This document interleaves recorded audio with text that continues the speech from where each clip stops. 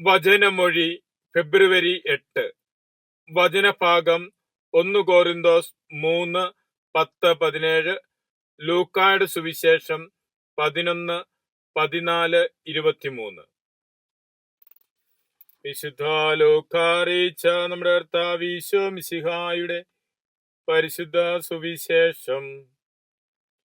ഈശോ ഊമയായ ഒരു പിശാചിനെ ബഹിഷ്കരിക്കുകയായിരുന്നു. പിശാച് പുറത്തുപോയപ്പോൾ ആ ഊമ സംസാരിച്ചു. ജനക്കൂട്ടം അത്ഭുതപ്പെട്ടു. അവരിൽ ചിലർ പറഞ്ഞു, അവൻ പിശാചുകളുടെ തലവനായ ബേൽസെബൂലിനെ കൊണ്ടാണ് പിശാചുകളെ ബഹിഷ്കരിക്കുന്നത്. വേറെ ചിലർ അവനെ പരീക്ഷിക്കാൻ സ്വർഗത്തിൽ നിന്ന് ഒരടയാളം അവനോട് ആവശ്യപ്പെട്ടു.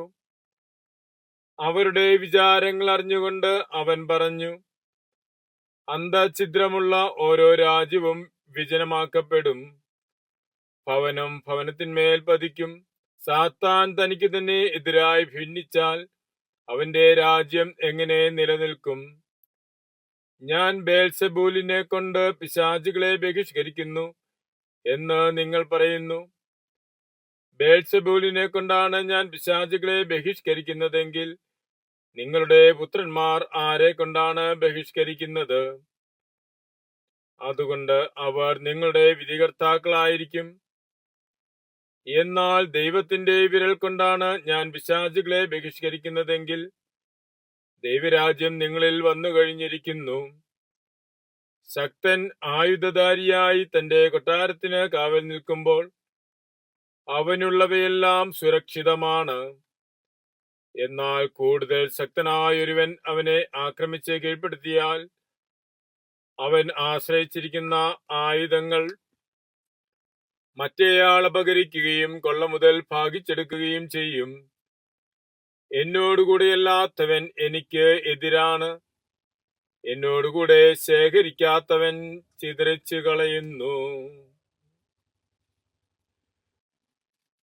ഈശോയിൽ സ്നേഹമുള്ളവരെ, പിശാചുകളുടെ മേലും അധികാരമുള്ള ഈശോയെയാണ് നാം ഇന്ന് സുവിശേഷത്തിൽ കാണുന്നത്.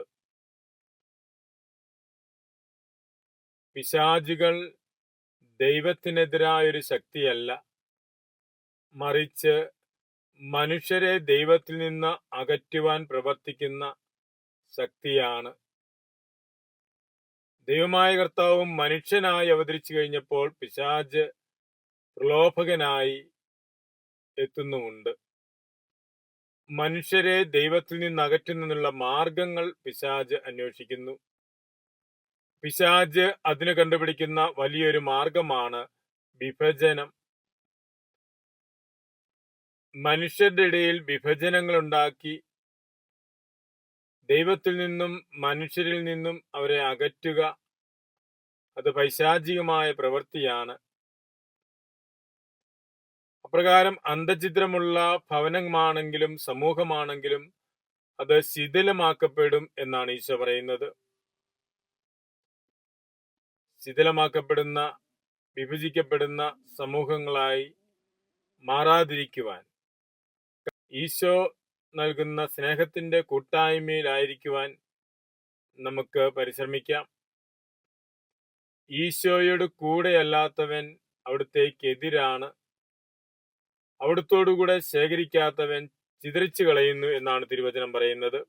ഈശോയോടുള്ള കൂട്ടായ്മയിൽ കഴിയുന്ന സമൂഹമായി മാറാൻ, ഈശോയിൽ നിന്നും അകറ്റുവാൻ പരിശ്രമിക്കുന്ന പൈശാചിക ശക്തികൾക്ക് എതിരെ പോരാടുവാനും വിഭജനത്തിന്റെയും തിന്മയുടെയും മാർഗങ്ങളിൽ നിന്ന് മാറി ഈശോയുടെ സ്നേഹത്തിന്റെ കൂട്ടായ്മയുടെ ഐക്യത്തിൽ വസിക്കുവാനുള്ള കൃപ നമുക്ക് പ്രാർത്ഥിക്കാം. മിശിഹ നമ്മെ അനുഗ്രഹിക്കട്ടെ. ആമേൻ.